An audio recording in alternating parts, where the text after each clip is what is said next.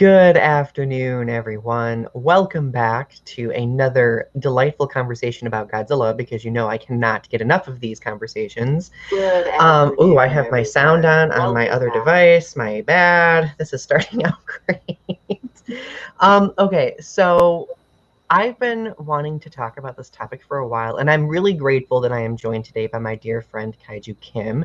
Hello, Kaiju Kim. Welcome to my channel. How are you today? I'm fantastic, Donny. Thank you for inviting me on your channel. Yay! Thank you for accepting the invitation. I know I've been wanting to do more collaborations with you, so this is our next step in that. If you've not watched yet, there is a collaboration that I have done with Kaiju Kim on her channel, of the same name, of course, so go check that out. We also had Alyssa Goji Geek 101 on for that stream, which was really fun. Um, but today we are going to be talking about Godzilla, a hero, villain, or natural disaster. So we're going to be going through the Godzilla franchise and breaking down like the different eras, and just reflecting a little bit about what form Godzilla has taken, what his intentions have been as a character, why we think that at specific points he was depicted in one of these three ways. And then toward the end, we will have some discussion questions. So we're probably going to go for about 45 minutes to an hour, just letting everybody know.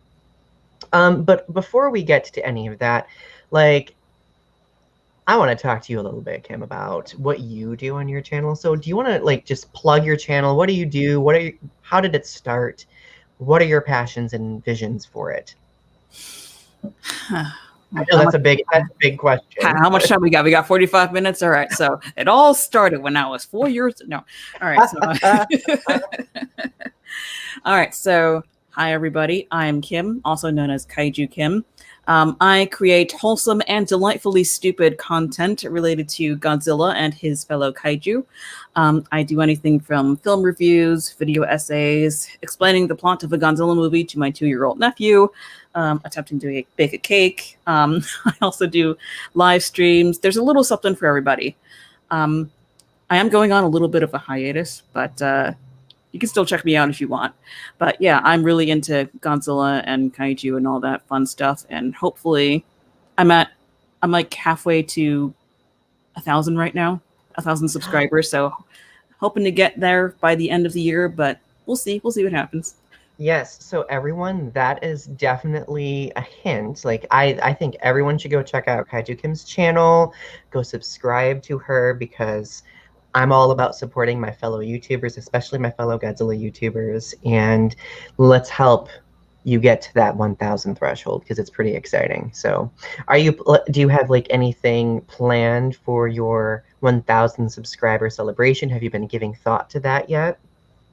I was thinking about doing another giveaway. I did a giveaway for my 500 subscriber mark, so I'm going to do an even better giveaway for my 1,000 subscriber mark. I might do that, and maybe like a celebratory live stream or something.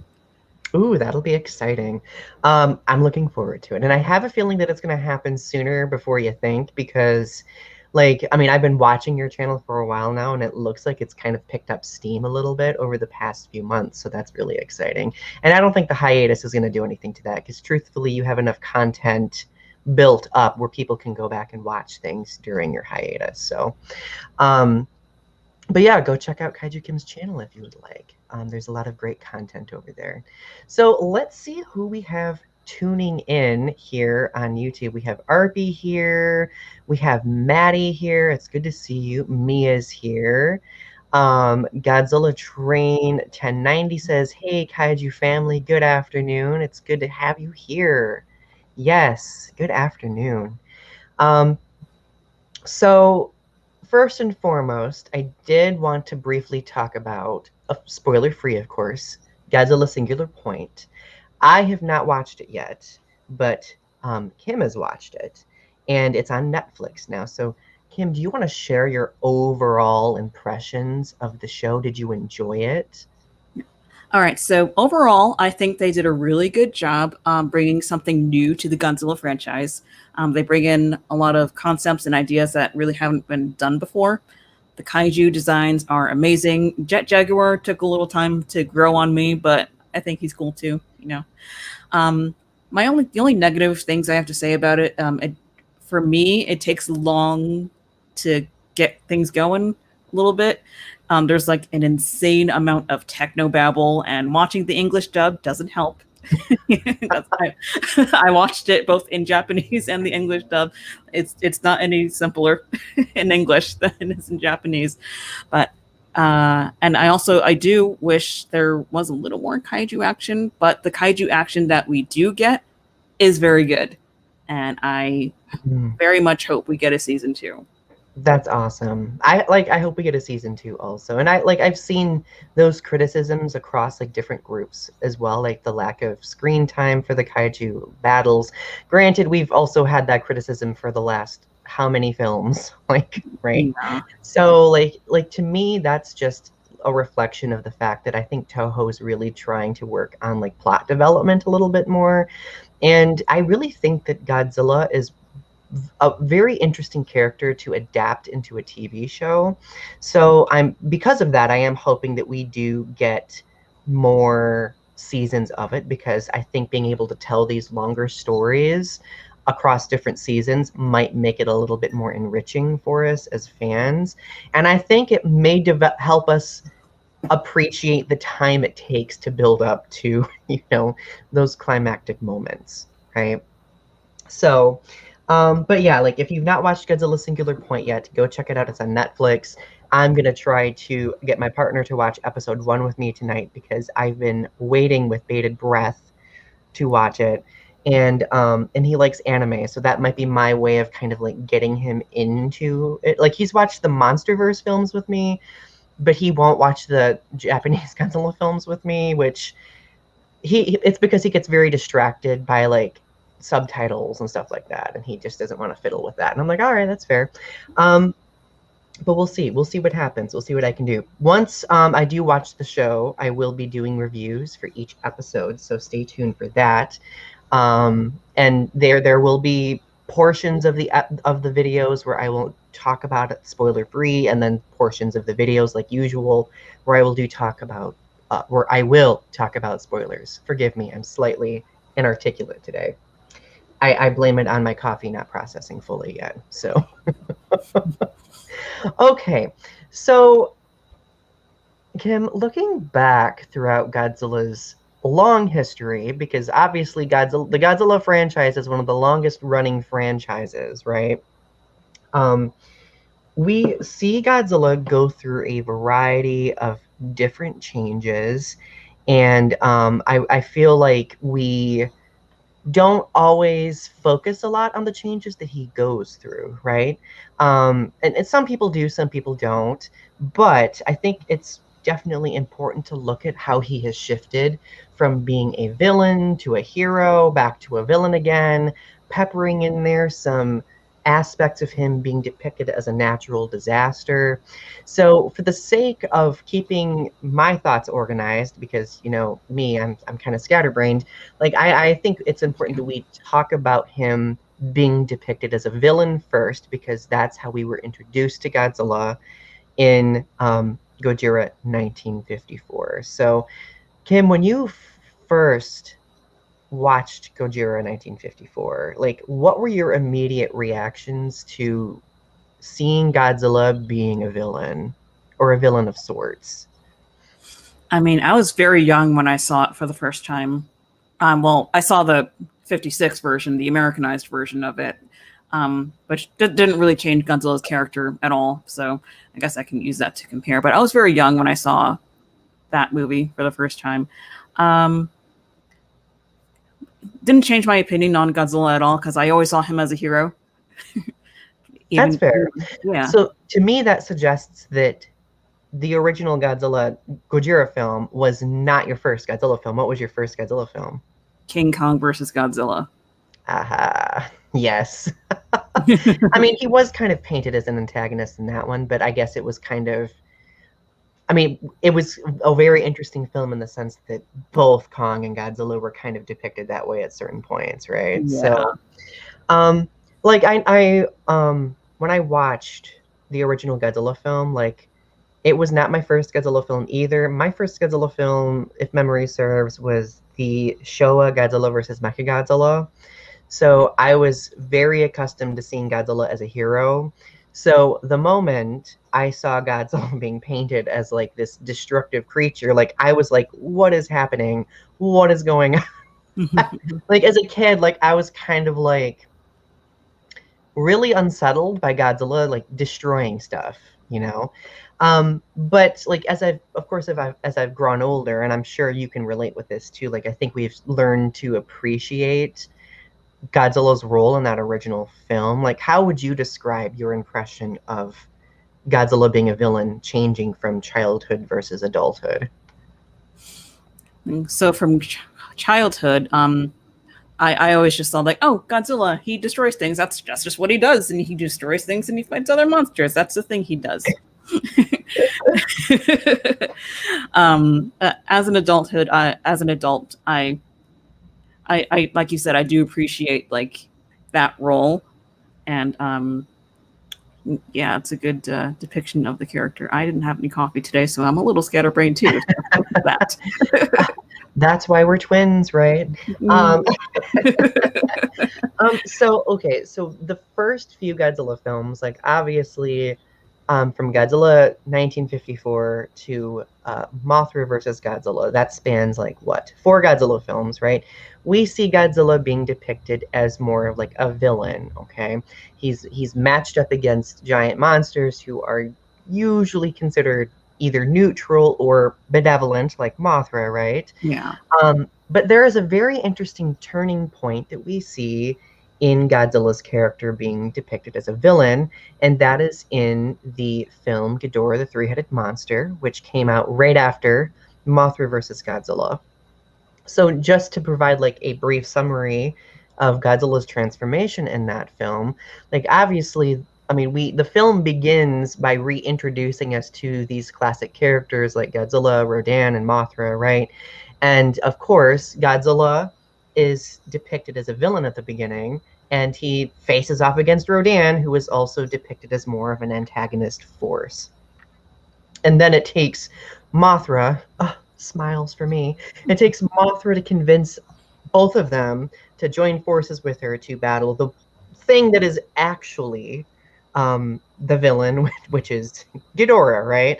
So like we see the monsters kind of taken to a different level in the sense that they develop themselves as characters, which I thought was super duper interesting. So, Kim, when you were watching, you've watched Ghidorah the Three-Headed Monster, right? Multiple times. Okay. That was one of my favorites as a kid.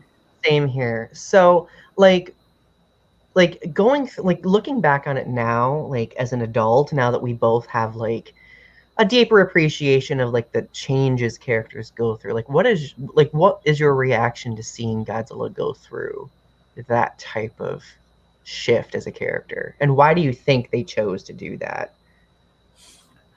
It was. I feel like it was a little bit of a gradual shift, so it didn't really like shock me all that much. Like as I'm watching it as a kid, I'm like, oh, he's more like upbeat now, kind of like and the film following that, he does a victory dance for like a few seconds. So that's fun. Oh, I always forget about that. Yes. But yeah, he's a good character. I'm sorry, my brain is like No, not actually, no, you're good. Now that I think about it, I mean, you make a good point. Like, because I watched the movie not long ago, like the transition was pretty gradual in the film. Like it wasn't like it was this spontaneous, like Godzilla decided like, oh, I'm gonna be good all of a sudden. No, like it was signaled through the movie, but it was very gradual. Like it took Mothra having to have a conversation. It took Godzilla and Rodan being, asshats to Mothra and being like, no, we're gonna keep fighting. Like, why care about humans? And it took them seeing her kind of like sacrifice herself to kind of be like, okay, we are definitely being asshats, as creatures, we should do something. So, excuse my poor language, but they were really being asshats in that film. But like I think that it was really interesting seeing Taylor. I know nothing about Godzilla, but this is very interesting. Well, Taylor, it is my mission in life, especially once your baby gets older, once one gets older, to introduce Godzilla and be that awkward gay Godzilla nerd uncle. So just mentally prepare yourself for that. um, so obviously, after Ghidorah the three-headed monster, we see Godzilla being depicted a little bit more heroically. We're going to talk about that a little bit later because again, we're compartmentalizing and focusing on villain versus hero versus natural disaster. I like literally have the title in front of me and forgot. Anyway, so looking back at the films, like we see Godzilla being depicted as a hero all the way through the late 60s and 70s. And then the grungy 80s, the war-torn world 80s comes along, right? Mm-hmm. With its angst. And we see Godzilla kind of reverting back to being more so a villain in The Return of Godzilla, which came out in 1984. So when was the first time you watched that film, Kim? I think I was like 5 or 6. Oh wow, you were way younger than me when I watched that film for the first time. What were your reactions when you saw that? I honestly don't remember much from it. My dad always just put on some Godzilla movie, like, oh, Godzilla, I'll watch this. That's totally fair. I Yeah. like the only thing, okay, because I watched that film when I was kind of young, like I was like maybe 9 or 10. Um, but I remember the ending where Godzilla falls into the volcano, and I sobbed, like I was like, humans killed Godzilla, and I'm like sobbing, and my parents are like, our child's gonna grow up to have some issues, like, like, but we see Godzilla in that film kind of reinvented with like a heavier darkness about him, right? And of course, like if we look at the Godzilla franchise as being a franchise that reflects like the shifting political tensions throughout the world, which we saw also like in the, early films, so on and so forth. I would argue that The Return of Godzilla 1984 definitely captures the very unsettling uncertainty that existed in the early 80s with regard to the Cold War, right?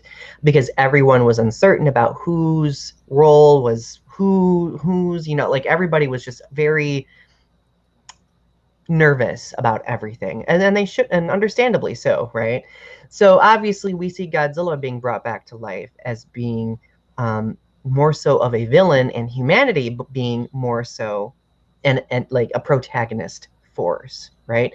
But what's interesting is if we watch I'm fairly sure this is the Americanized version of that film that does this, but the Americanized version is called Godzilla 1985.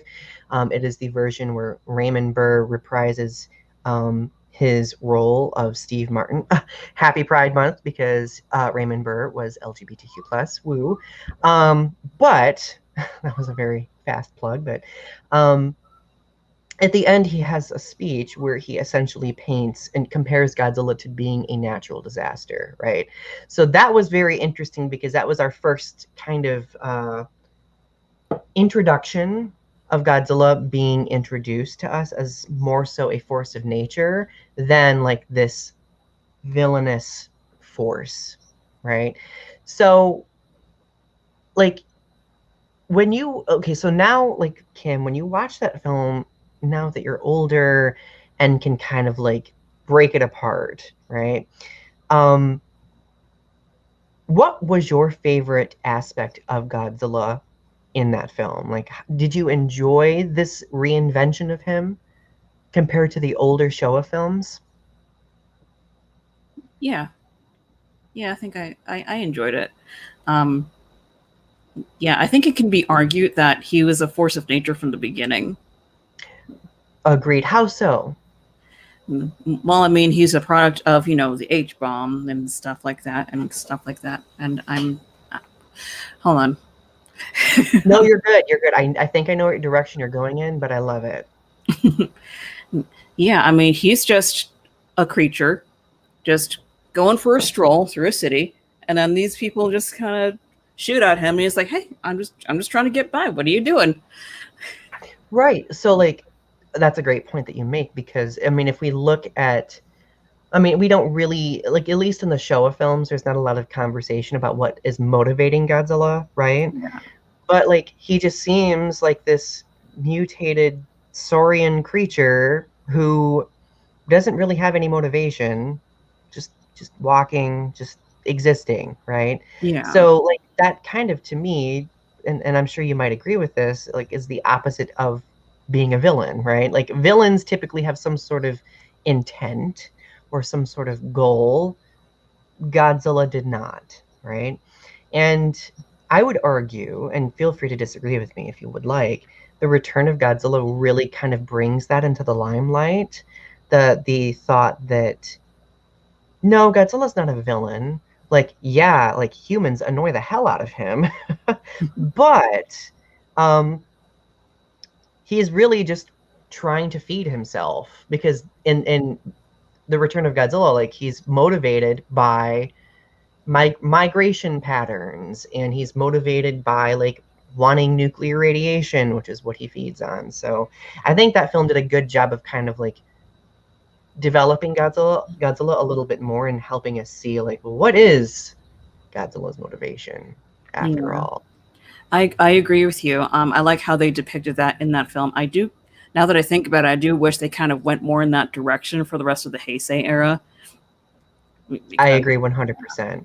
Well, because like especially because the following film is Godzilla versus Biollante, mhm. which was one of my first Heisei Godzilla films and one of my favorites. Oh, mine too. Yes. And the one that gave me the most nightmares. I'm sure I've mentioned that before, but it definitely gave me nightmares as a kid. But like after that film, like Godzilla's motivations kind of fall by the wayside until like his offspring is introduced like Yeah. later on, right? So like as much as I hate, downing Godzilla versus Ghidorah, King Ghidorah and Godzilla versus Mothra, which is also one of my favorite films, like we don't really see his motivation present in those films. Of course, anybody in the comments is more than welcome to argue that with us. I love arguing, so please go for it. Um, now, like, kind of reorienting ourselves back to Godzilla being a villain, though, I would argue that Godzilla's true depiction of a villain is in the film Godzilla, Mothra, King Ghidorah, All Out Monsters Attack from 2001. And giant monsters all out attack. You missed the word. Giant, oh, Giant Monsters All Out Attack. My bad. That's such a long title. Just rolls off the tongue. I just call it GMK, like just Everyone GMK. calls it GMK. It's so much easier. But in GMK, like that is the first Godzilla film where I think he is a true villain because he is explained as being kind of an amalgamation of all the spirits who were wrongfully killed during the Pacific conflicts, right? Mhm. So like it's a very new take on Godzilla and it really kind of makes him seem like this otherworldly force as opposed to like this natural disaster, right? Mhm. Although, I mean, there are a few comparisons in the film to him being a natural disaster, but of course, the more like spiritual aspect, I think, is a little bit more dominant in the entire film. So, Kim, well, first of all, do you like GMK? I mean, I don't like it as much as everyone else does, but I do enjoy it. Same, like I appreciate it for what it is. Like I think that it's a very good like entry in the Godzilla franchise, and I appreciate like the reinvention of the characters.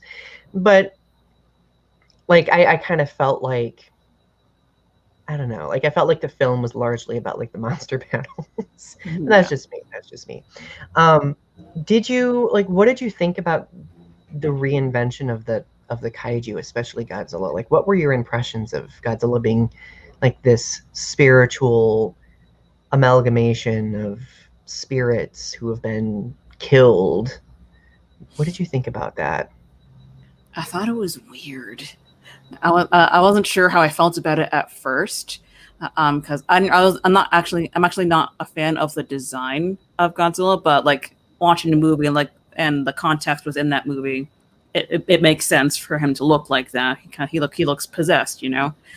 And like I say, and will always say, I always see Godzilla as a hero, no matter what, even if he's supposed to be the villain.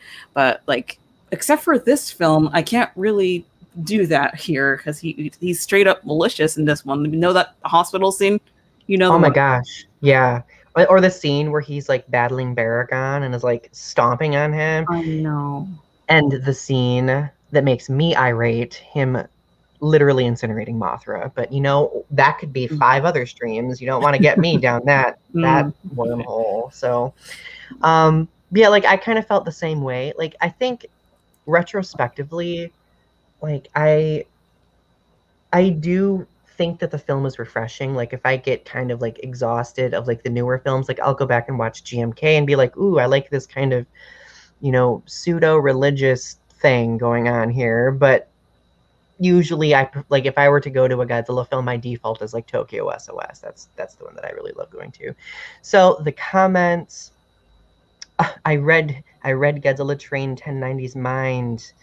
It's because I'm secretly Mickey Sagusa in disguise. Just kidding. Maddie says the lack of Godzilla's motivation in Mothra 92 especially is probably not so surprising since that one originally was supposed to be a Mothra movie and Bayan was replaced with Godzilla. Yeah, I was Yes. going to bring that up, yeah, because that was originally a Mothra film. Yeah, that's a good point. So, like, obviously, like, I think Mothra and Batra's motivations are very clear in that film, and they do a good job for both of them, but Godzilla is kind of... He's just kind of there. Yeah, he's just kind of, like, there to make things annoying for Mothra and Batra, you know? Granted, like, he was crucial in helping them develop, like, an understanding of one another, so I guess that's significant, but, again, that, considering he was a title character, kind of a, you know, background relegation thing that didn't really, I don't know, it kind of was just like this, I know people take a lot of criticism for that, like they will criticize that film for that particular reason. So now, personally, I would argue that that was the last film in which Godzilla was depicted as an actual villain. Kim, are there any ones that I'm overlooking that you can think of?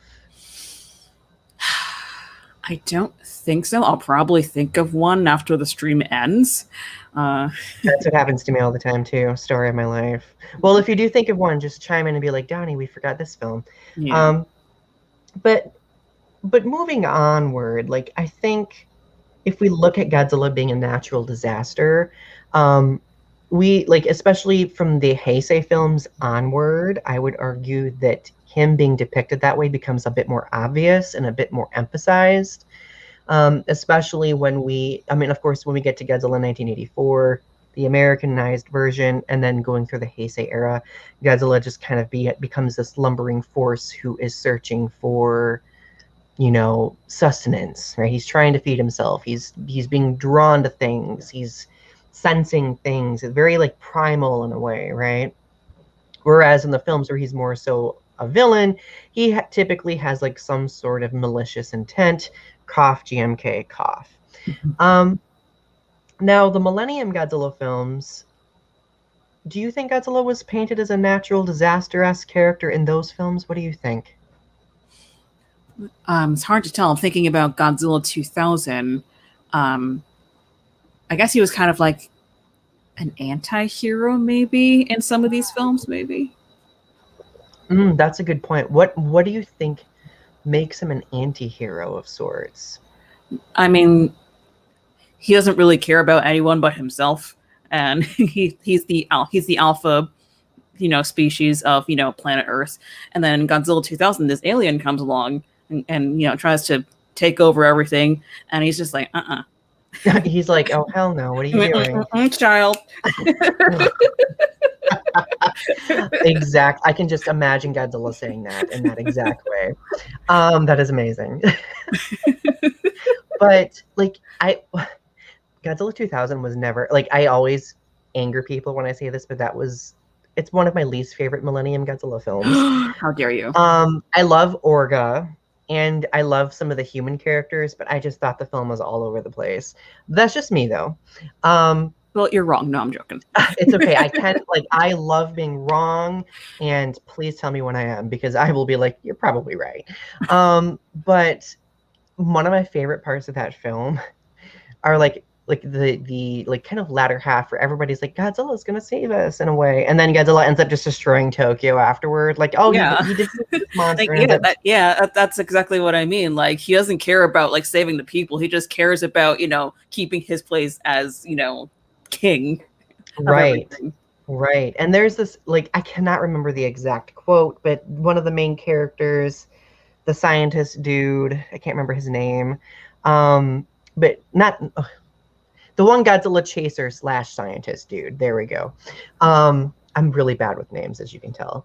But like, I remember there's a quote at the end of the film where he does make some sort of statement that kind of correlates Godzilla with being like this force of nature, which I really thought echoed Godzilla 19 or The Return of Godzilla very interestingly. So to me, like, that was Toho's way of kind of reinventing Godzilla again, but also kind of tying him back to his roots by focusing on him being more so a natural disaster.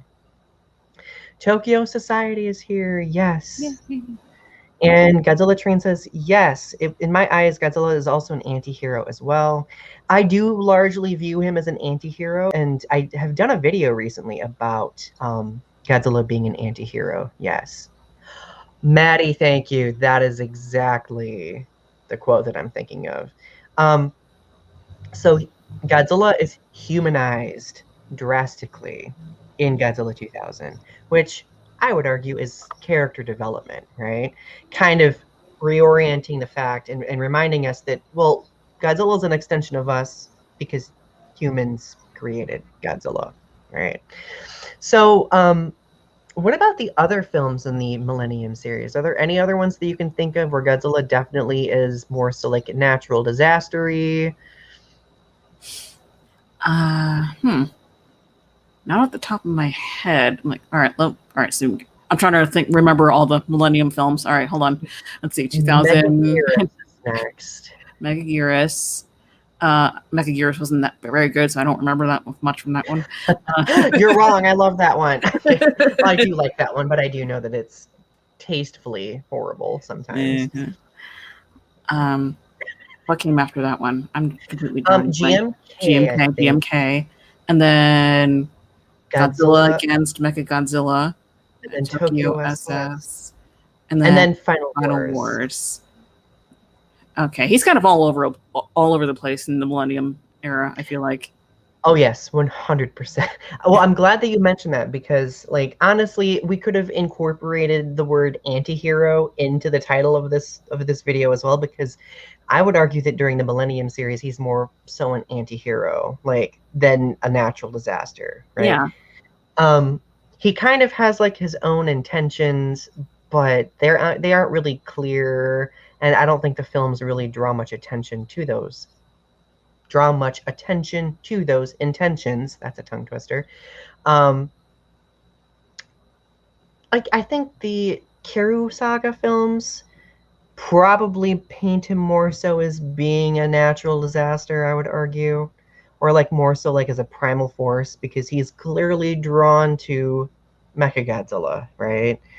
But in the other films, I would argue not so much. Feel free to disagree with us in the comments, everybody. Lagiacris, hello Lagiacris, it's good to see you, says that I still need to see Godzilla 2000, and I based my Devil Jira off that Godzilla. That's cool. Godzilla Train says, the Millennium series is when Godzilla was more focused as an alpha, besides the Kiru series in GMK. That is a good point. Especially if you think of Godzilla Final Wars, right? Oh my god. Let's talk about Godzilla Final Wars. Okay, yeah. I love that film, but it's another one where it's fun, but I think that it is like tastefully problematic at times. Yeah. Especially when we like look at like the depiction of Americans in that film and the depiction of Australians in that film. Like, that was a very strange set of inclusion. that was a thing. Yeah. Yeah. So Godzilla as an alpha. Okay. Um, do you think that that film did a good job painting him that way? And would you argue that he's painted more so as a hero in that film? I think so. I think so. Because I was sorry, my phone just went off. It's my fiance. Um, I love that you saying that. That release that as a single, I'll buy it. that's a thing I do. I randomly break into song and British accents. Right. So I love it. so Godzilla Final Wars.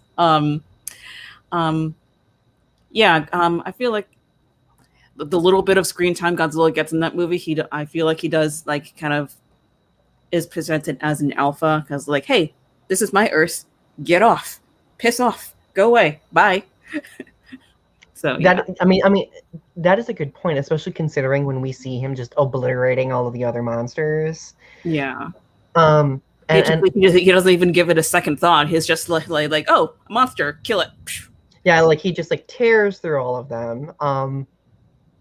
And I love that like him and Mothra kind of serve as like these opposing forces to the aliens who are trying to, invade and take over everything. So yeah, like I think that I would definitely agree with you and argue that Godzilla's depicted as more so a hero. Now there were some interesting aspects of that film though, like at the end where like Godzilla's literally facing off against the Gotengo, and then like he kind of like stares at the humans and is like, "I'm gonna destroy you." Like, you trapped me in ice for God knows how long. Right. So we kind of see Godzilla like it's very strange because I would argue that he kind of takes on the role of all three in that film sometimes, because a villain usually has an intention, right? Revenge being a pretty villainous intention typically. But we also see him kind of being viewed as a natural disaster too. So, but at the end, the film resolves itself with Godzilla developing as a character too, and he forgives humanity. So, like in a way, like humanity is kind of the villain in that film, right? Because humanity is responsible for basically allowing these aliens to take over the world. They are responsible for the creation of Godzilla. They are responsible for, a whole slew full of different things. So, oh my goodness, Maddie. Final Wars was the precursor to Godzilla and Mothra symbiotic relationship in King of the Monsters, and now there's food for thought. Huh. That sounds like a future stream I might do, Maddie. That's a great idea. Oh my goodness, yes, that's such a good point. Huh. If you're okay with me kind of nabbing that topic and doing it as a stream. I don't want to steal your ideas or anything. No, you go ahead. Although I am totally okay with citing my sources because that's what I do for a living. Mm-hmm. So let me look at my notes here. So the only other film that I can really think of Godzilla being painted as a natural disaster would be Shin Godzilla. Yes.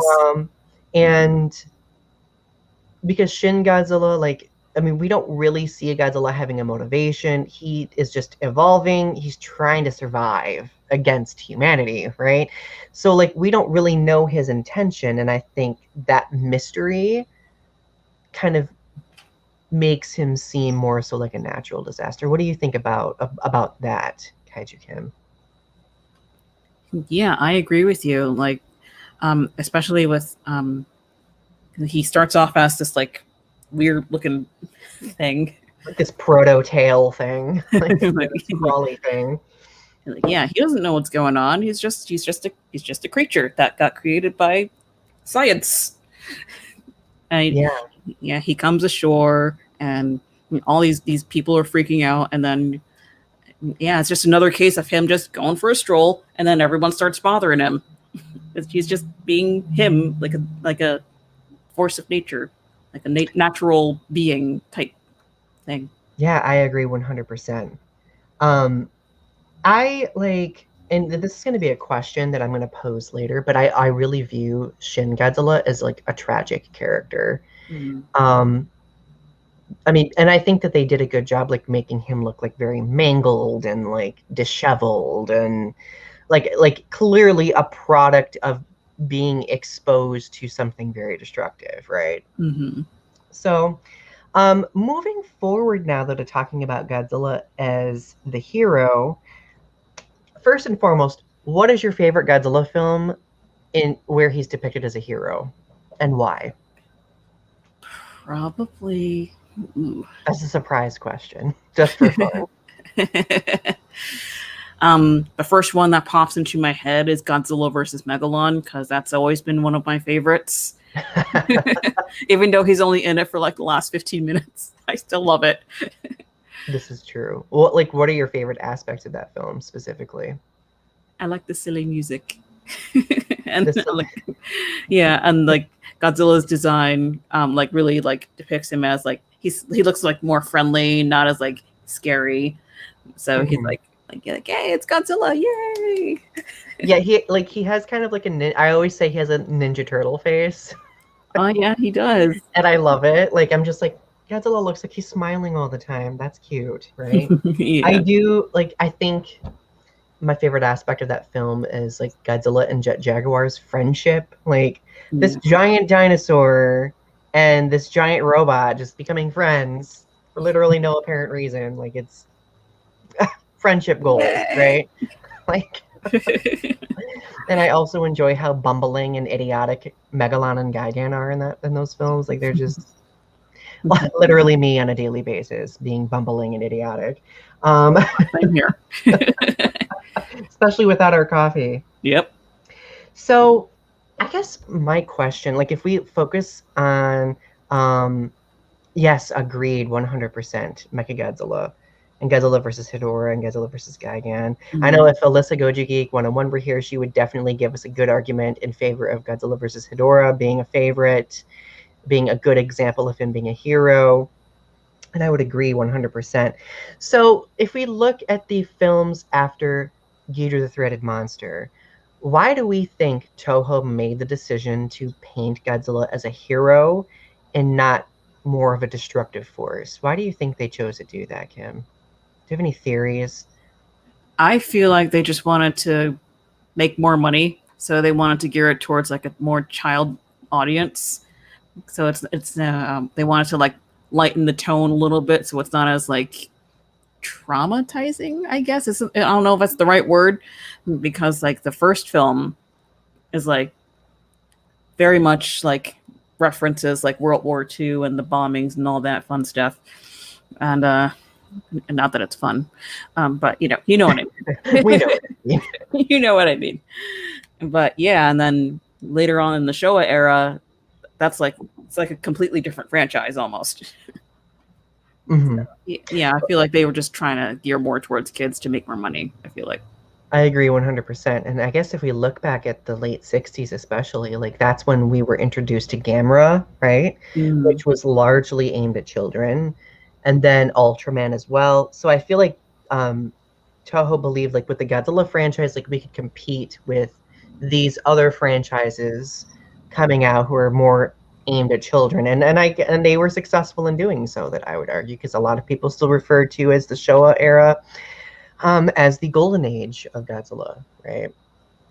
So, um, now obviously, like if we were to like look at this in like a very like political sense, like politics shifted as well in the late 60s.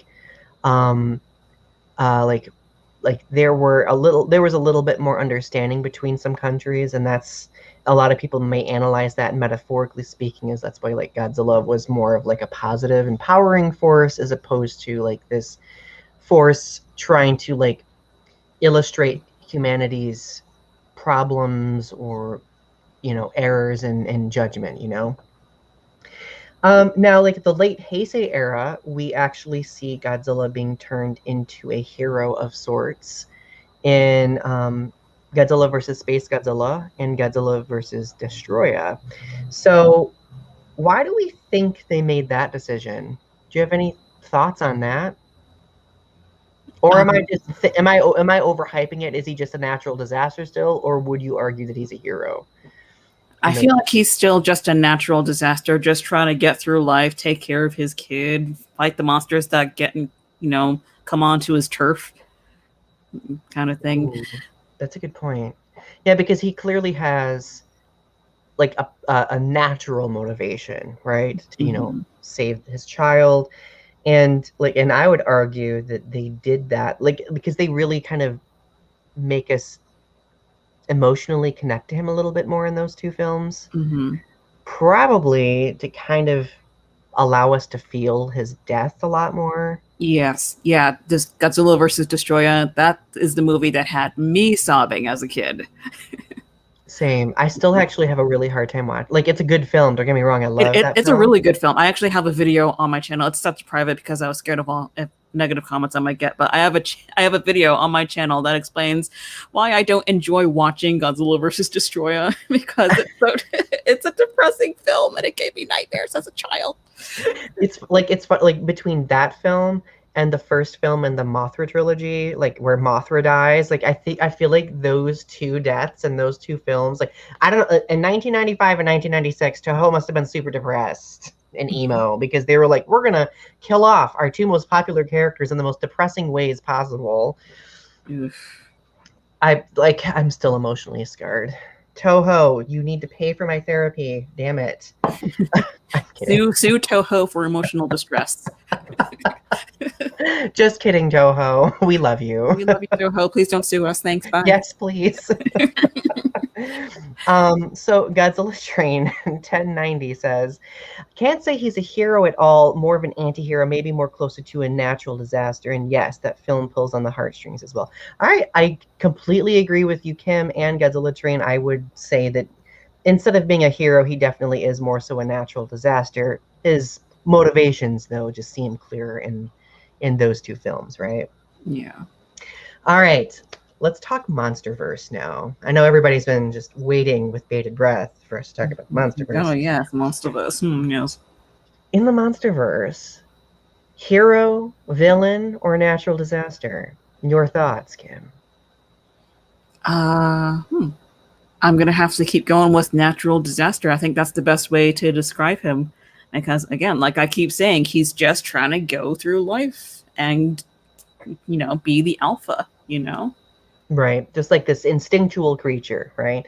Like I would argue that at points through humanity's perception, they might think that he is a hero. Don't worry, Maddie. I won't dish any Godzilla versus Kong spoilers because I know in some countries it's not been released yet. So we will definitely avoid Godzilla versus Kong.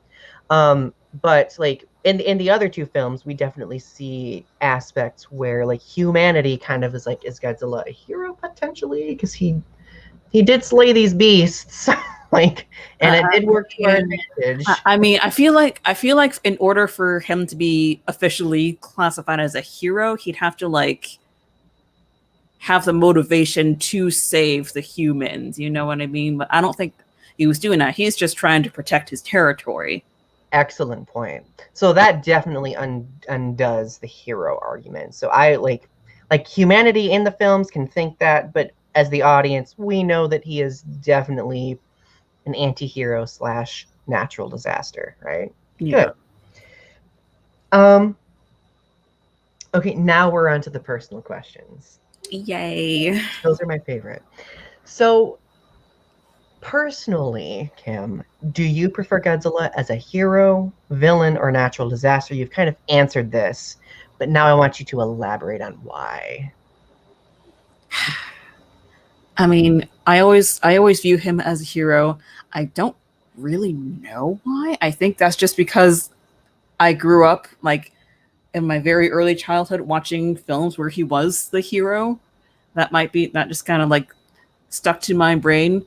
And I do appreciate him as an anti-hero / natural disaster. Like, oh, he's so badass, he's so cool. But I also appreciate the silly, goofy hero Godzilla. That one's my favorite. I do enjoy the lighthearted Godzilla too. It's refreshing and it's a very good escape in my opinion. But yeah, like I think that's a really good reason for preferring him as a hero, considering you grew up like with those depictions. for me to answer that question, it depends on the day. Okay, fair enough. um, I prefer seeing him more as a natural disaster and a hero more so than a villain. Although, like, I would argue that in the films where he is depicted as a natural disaster, I like thinking of him as an anti-hero specifically. Like, he doesn't have like a specific motivation, he just exists. If he does have a motivation, like, I feel like the stories are very careful with like making those motivations not centered on what humanity wants specifically. But I also think personally that him being depicted as a natural disaster gives more opportunities for different types of stories to be created. Mhm. Because, I mean, if he's placed in the position of being an anti-hero, he can easily take on the roles of being hero or villain, and it kind of becomes more fluid, if that makes sense. I don't know if I'm making sense. My coffee's starting to wear off. It only lasted for like 10 seconds for me, as you can tell. Mhm. Um, now, so like I mentioned a little bit ago, Godzilla being kind of a tragic character. Have you ever viewed him as being a tragic character? And do you think he should be painted more so as a tragic character as opposed to hero, villain, natural disaster? What do you think about that? I mean, so on a normal day, I just, I don't really see him as tragic unless I'm watching Shin Godzilla. Then I really feel, especially with that score by Shiro Sugisu, that song "Who Will Know." Oh, Oh that my really like goodness. hits you. That really hits you. But yeah, I think that I think that's because he just looks so gruesome. I'm very much a get to the point kind of girl, and like have it right in front of me so I can understand it. I don't want to have to guess what's going on. Okay. Oh, I totally get that. Right. I'm just one of those people. I like to overanalyze things because that's just I overanalyze everything in my life. You can imagine how fun that is for Like, oh, everybody around me. that's a good time for everybody. You looked at me. Why did you look at me that way? Did you look at me for this reason or that reason? Um, And I'm like that too. It's so bad. yeah, like so, like we all overanalyze at some points or another, right? Yeah. But like I'm glad that you mentioned Shin Godzilla in that regard because I think it's interesting exploring Godzilla as being a tragic character. And if any of the viewers have read my fan fiction, which I know some of you have, you know that one of my favorite things is kind of painting Godzilla as being more so a tragic character because I think that I like making humanity be the villain. I don't know what that says about my impression of humanity, but Humanity sucks, so you're not wrong. humanity can suck sometimes, definitely. Um, but like I really think that like I think the original Godzilla film um could be interpreted as Godzilla being shown as a tragic character, especially toward the end Hmm. when we see Godzilla die. But I guess Dr. Sarazawa being the tragic character kind of takes center stage more so, I would argue. Um, Godzilla, the return of Godzilla, Godzilla at the end being Oh yeah. cast into the volcano. Yeah, you know what? Now that you mention those films, yeah, I do kind of see Godzilla as a tragic character sometimes because he's just he's just trying to have a good time. He's trying to get something to eat. He's trying to take care of his kid. All that fun stuff. And they just Right. poor And Godzilla. the only other one that I would argue is probably Godzilla versus Destroyer toward the end. Like, because obviously Godzilla dies because humanity created him using this particular thing, the thing that he craves, the thing that empowers him, like, and it ends up undoing him. So like there's a certain strange tragedy about that. So Maddie says the Prime Minister's reaction at the end of Godzilla 84 says it all. Yes, Mm-hmm. that actor's reaction, first of all, a phenomenal actor, right? But like his reaction to that moment, like that's why probably why as a kid why I started sobbing. I'm like, the Prime Minister is sad. Kill my boy. Yeah. Oh my gosh, yeah, and Mickey and Destroyer, like seeing Mickey cry any Mhm. time, like I'm like, ooh, Mickey's crying. Um, Dee Dee Duvall, 59, welcome. It's good to see you, says. I missed most of the conversation, but I love when Godzilla is portrayed as a natural disaster. He may destroy your town, he may not. It just depends on what he's feeling like that particular day. There you go. Definitely a good point. Yeah. And also, Godzilla Train 1090 says definitely prefers natural disaster. Godzilla's always meant that way to you. The story is always told best when he's focused on that. Again, I think it just comes back to like it gives more room for his character to do different things, right? And I will be that person to say like him being a tragic character, I think gives a little bit more levity for his character to do different things as well, or for us to view his character in different ways. Let's see. I have a weird question. Okay. What would have happened if Godzilla never went through any of these shifts and was always depicted as a natural disaster from the beginning? It probably would have gotten old after a while. I feel like it wouldn't have lasted as long as it has now. Yeah, like because I mean his character's been all about reinvention, right? So like if he never went through any reinventions or tried targeting other audiences, we would not have one of the longest running franchises, which would be really depressing now that I think about it. So I am grateful that did not happen. Same. So I guess looking at the future, like obviously we have Godzilla versus Kong, which we will avoid talking about, and Godzilla Singular Point, which we will try to avoid talking about too. But like thinking of the future of Godzilla, like how do we or what do we envision Godzilla becoming, or do you think he will always kind of waver between these three roles? Last but not least, are there any other types of roles we would like to see Godzilla have? So I feel like for the future, he should, continue to like go back and forth between hero, natural disaster, villain, etc. Because, like we just said, it would be, boring after a while if he just stayed the same for like years and years and years. That's not going to work. As far as new things, what else? What else can be done with him? Like, I mean, that is true. Yeah. I mean, for me, because I am emo, like I want to see him as a tragic character more. But that's just me.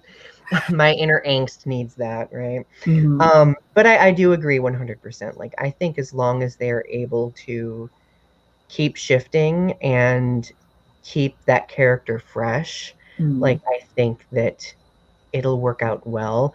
I do think that one of the great strengths the Godzilla franchise has as well is that it appeals to multiple groups of people, right? Like I think also like the individual characters really connect with multiple groups of people.